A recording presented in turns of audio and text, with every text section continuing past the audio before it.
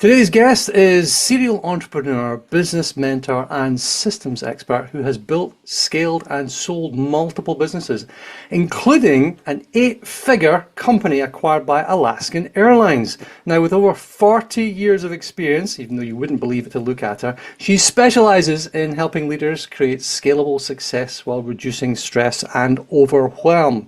Don't we all get lots of that?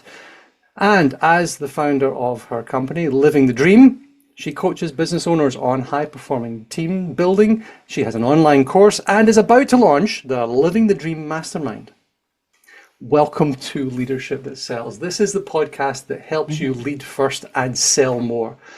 Great teams, great sales teams need great leaders, but far too often sellers become managers without the right training or support. Now that is why we built the Leadership That Sells playbook. And you can check it out at the Practical Leadership Academy. Ral West, thank you very much indeed for joining me. Well, thank you, Paul. That was lovely, and it's just a pleasure to be here. I'm coming to you from Maui, which is our second home. Our primary home is in Alaska. Magnificent. Two beautiful places. Yeah, 49th and 50th states. There you are. Is it that in order? Is that the accession order? Yep. Alaska was 49, Hawaii was 50. And I wonder if the United Kingdom will be 51st or what happens next. Hey, who knows? Or Greenland, I don't know. You know what? Go for it. Why not? We should all be happy families. We'd be a happy family. That's a great idea. Now that was my introduction for you. What did I miss? Obviously a lot. Oh, well, yeah. I mean, I've been around a while, so I could talk for ages about myself.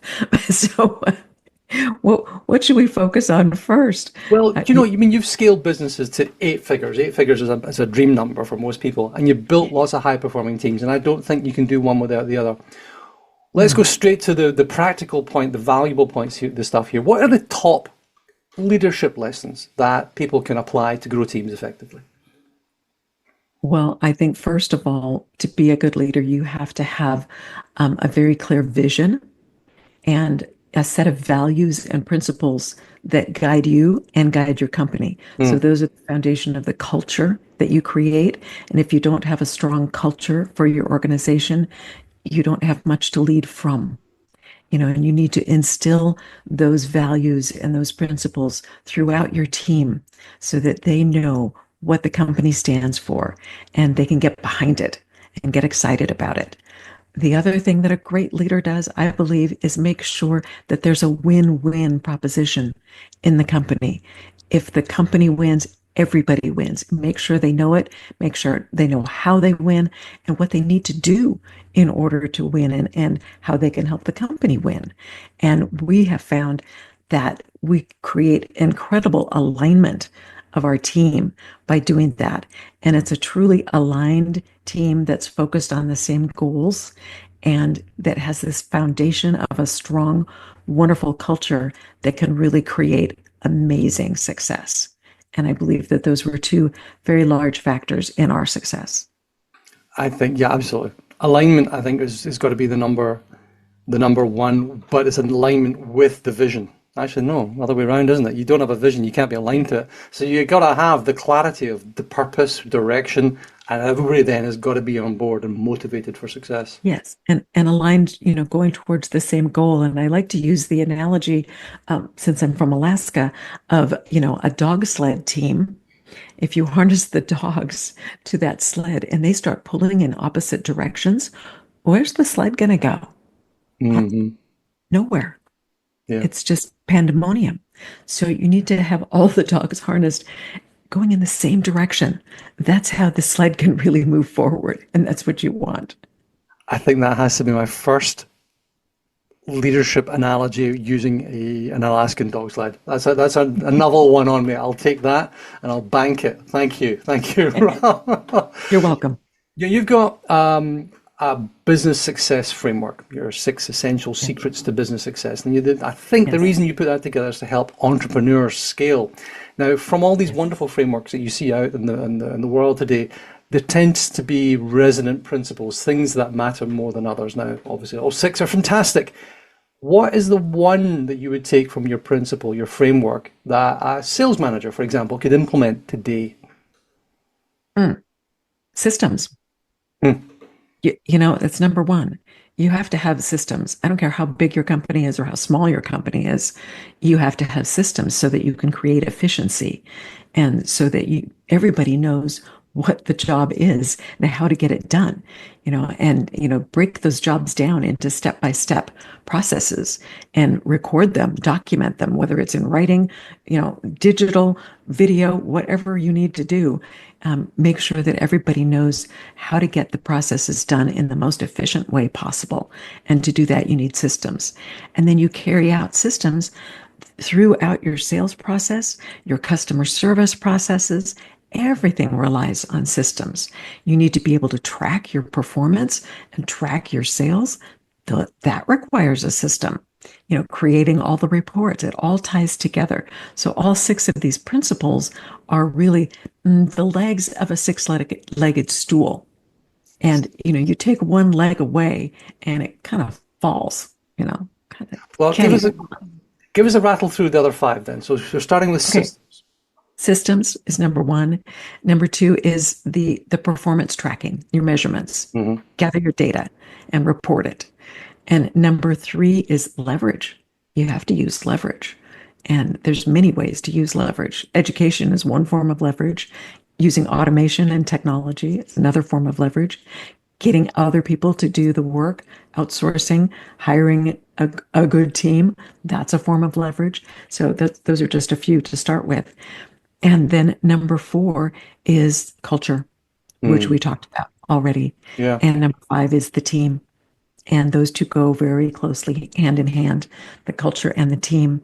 And then last but not least is customer service, or as I really like to call it, delighting your customers. Oh, beautiful. I love that. You Mm. know, that really needs to be the motivation for being in business. Without our customers, where would we be? They are the reason we exist, right? Yeah. To serve them, to provide what they need, and to make them not just happy, but delighted so that they keep coming back again and again and again. Because, it's much easier to keep a customer, a happy one, than to go out and find a new one. You Five know, times apparently. Five yeah, times as easy. You make five times as much as well. there you go. And the more you can keep your customers happy and the more you can grow the lifetime value of that customer to your business, everybody wins. So a lot of the systems and the culture need to be geared towards making sure that those products are being delivered to the customers in the best, most efficient way possible. And you need to make sure that you're keeping the customers happy by finding out from them. Are you happy? Mm. What else can we do? Where did we miss the mark? What can we improve on? And continually go back for that feedback. That's part of a system and part of that, the measurements and tracking as well. So see how they all tie together? Beautiful. Nice. The best frameworks actually are internally coherent as well. So you've done well there. I like that one. Yes, So yes. I've got a challenge for you though. So you're a small organization and people are really, really busy running around doing what they do. And they don't Hmm. have time to document or to put that system in place. Now, the easy argument is, well, if the brakes are not there to slow you down, they're to make you go faster. That's a lovely Mario Andretti quote, right? How do you find the time? How do you get people to value the work that needs to go in to create the system in the first place? Well, I'll tell you another story, and Please. that is about the guy in the woods chopping down the tree, and he's just sweating and just working his butt off chopping this tree down. And somebody comes along and says, "Goodness, you're working so hard chopping this tree down, but it looks like your axe is kind of dull." And that guy goes, "I don't have time to sharpen my axe. I'm busy. I've got this tree to chop down. Who's got time to sharpen it?" I think you get my point. Thank you. And there we'll end the entire show because you've just encapsulated business in general, everything about it. Yeah. Well, it's one of the great presidents of the United States. He said something like, if I had to chop down a tree in 5 hours, I'd spend four of them sharpening the axe, that sort of thing. Yeah, I hadn't heard that one before, but yeah, it's true. And so I say that, it's like, okay, it's going to take you some time to create the systems. Yes, Hmm. it does. But what time are those systems going to save you? So Yeah. you're spending some time now, but saving time in the long run. And, actually pretty soon after you create the systems, you start saving time. Oh, So, immediately. Immediately. would you want to keep doing the same thing? And, do you like it the way it is?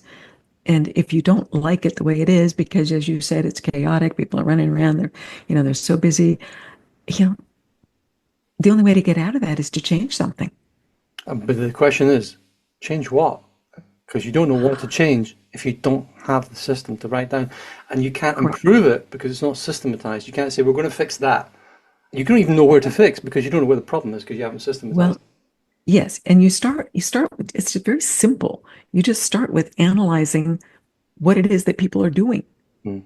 And just stepping back and taking a look and saying, oh, well, I see this person, going back and forth and back and forth and back and forth doing such and such. Why are they making so many trips doing that? Or why is the same thing being done over and over again, maybe by three different people, when it could be all consolidated and maybe done by automation? Hmm. There's a system, you know, Or rather than or making 3 trips, we'll just get you a bigger bucket and you can make 2 trips. and there's little systems like ways to make your email inbox more efficient. There's AI tools that you Mm. can use so that you don't have to wade through quite so many emails every day. I recently deployed one of those, and I've saved myself like an hour or two a day just with Wow. that. you know so yes, it's like where do you begin? It's like, where do you stop? There's so many tools available today, and when I started in business, these tools were not there. The systems were mostly manual systems. Today it's just like boom, AI, Do you know, automation. I was talking to my wife about this just this morning, in fact. The joy of computers. Right? I remember work before computer. I remember getting my first laptop the size of a small child, right? And desktops and You're all this older sort of than you stuff. look then. Well, there we are. And CompuServe email accounts and dial-up and all that sort of stuff. And for Oh those of you no. listening who have no idea what I'm talking about, just wait. Oh Just, no. just you have to go. No, it's not going to work like that. You can't just get older and understand. Anyway, has automation and stuff up until this point actually made us more effective. There's a lovely book my wife likes, and it's about this just after the Second World War. A woman in New York writing to an antiquarian bookstore in the UK in London, and the letter says, "Can I find book X, Y, Z, A, B, and C?" And then there's a response, and then the letter replies with, "And how's your family?" And then it goes, and you build this relationship over time with a letter. And the question is, with if you were going to do that today by email, you'd miss a lot. You don't spend the time writing. You don't put the effort into the communication, the relationship building. Are we genuinely more efficient now with computers than we were with letters and pencils and I don't know, copier paper or whatever? I genuinely question that some aspects. Well, Access to is information, is but I think the question needs to be, are we as effective? Maybe yeah. we're way more efficient, Mm, but are we still as effective? that's And, probably it. and Productive, particularly if effective. you're talking about sales, relationships are the bedrock, Mm, foundation of a sales effort. So you do still have to work at creating those relationships, but you can use systems and technology to make those relationship building efforts easier. mhm. You can. I mean, look at Ultimately, you're still look at trying to get. LinkedIn. You can create relationships on LinkedIn. I've been meeting people all over the world, like you. You know, That's fun. That's the fun bit. I mean, you can instigate. I love I love this Zoom call, right? We were chatting along. I join your company right now.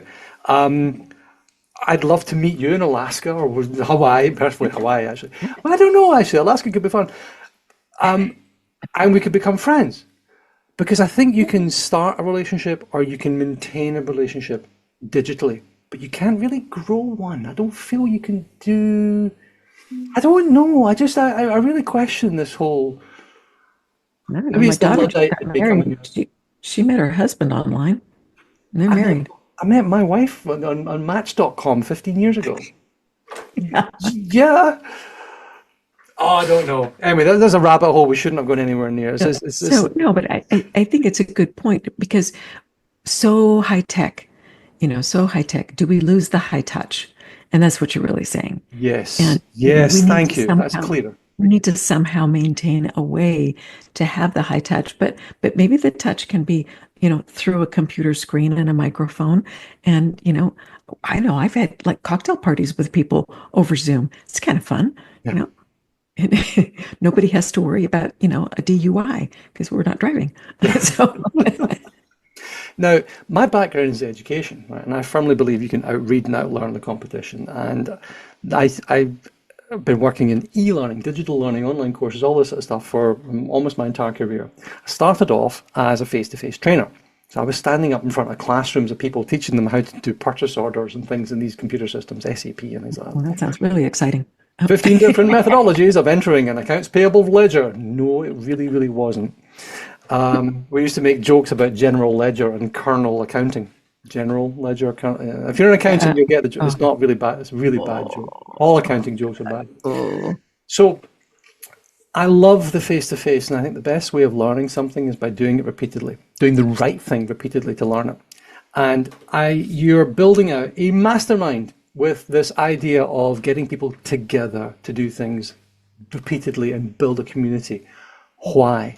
What drove you to do that? What are you doing, and why did you actually choose to turn this from the work you've been doing, which is the online course, the coaching, mentoring, things like that, and turn it into a mastermind? What's that all about? Well, I need to start with why I started this business in the first place, which is, Let's go there. most of my friends are going, "What the heck are you doing? You don't need another business. We already have a few, and I should be retired." Everybody thinks, but I don't want to. I have too much energy for that, and I'm too passionate about business because I love it. So I started this business because I wanted to teach people how to have this wonderful dream life, and I see business owners who are just in the thick of it, and they're kind of, I won't say they're miserable, but they're tired and overwhelmed, and they don't get the kind of vacation time that they want, and they don't spend enough time with family and friends, or maybe they don't go to the gym like they should, those kinds of things. And I'm thinking, I have the secret. I know how to help them manage their business and run their business and still have the time to do all that wonderful stuff. And I can teach them because that's what we did. We started off right in the thick of it as a mom and pop, and we had to teach ourselves Hmm. how to create the systems. And, all these six principles came from what we actually did to grow our company from nothing to eight digits. And I'm thinking, okay, I need to share this. I'm at a point in my life where I can. And the mastermind, it came about from, first the online course because, I have a lot of traveling to do. So I can't do one-on-one coaching. That takes too much time. So I have to do one to many and use leverage, one of my principles. And then the mastermind came about because I found that these really, really busy entrepreneurs would get the course and then they wouldn't take the time to do the lessons. So, okay, we need a little bit of accountability here, maybe just a tad bit of hand holding. Not that I'm really going to walk them through, this is what you do with your business, because that would require a lot of time. But a group of peers, 20, 25 people working together, sharing experiences, and with me guiding them and giving them pointers as to where to look and what to do. And, this is how this situation can be handled, and so on and so forth. That would have much more value to a busy entrepreneur than just go sit down and watch my videos and take this course. So that's where the mastermind came from. And I think it'll be a much higher level of achievement and success for them and their business by going through the mastermind. And it's still the same course, it's still the same content. It's just a different way of delivering it. Hmm. I think the accountability and you can use the word fellowship as well. Yes. Community. Collective intelligence as well. I love collective Mm, intelligence. You ask the right question in the right way, and all of a sudden you've got 10 brains. Not just you. absolutely. You're not shouting into the void saying, "How am I Oh, supposed to fix this?" oh yeah. I mean, I can learn something from all of these people. It's just, And Every time. that's another thing is that I'm totally committed to continual learning. I never stop. My mum was a teacher, so I'm a huge believer in education and learning. The day I stop learning is the day you push me off a bridge. You know, Exactly. end of. There was a Yeah. lovely line. It's this, I think it's Dr. Johnson, and on his deathbed, his family found him reading a Greek grammar, and they said, "Uncle, what are you doing?" He says, "I'm trying to improve my mind." Died. Right? Okay. That's called lifelong learning. That's lifelong learning, Dr. Johnson. Yeah. Absolutely Yeah. fantastic. I Ral, where love it. can people find you when they need you? The easiest way is to go to my website, ralwest.com. And there I have freebies, a free webinar, a free copy of my 6 essential secrets to business success, and copies of podcasts that I've been on, just like this one, and all kinds of other information. LinkedIn is another easy way to find me, and I have a weekly newsletter there that is packed with information about what you can do in your business to make improvements. And it's free. Just subscribe to it. A YouTube channel that's free. Subscribe to it. You know, easy. And they're all just under my name. You don't have to remember any kind of fancy phrase, just Ral West. Superb. Well, we'll make sure there's a link to both the website and to LinkedIn in the description of this very, very episode. It has been an absolute pleasure. Short, sweet, to the point, and packed full of value. Ral West, living the dream. Thank you very much indeed for joining me. Thanks, Paul.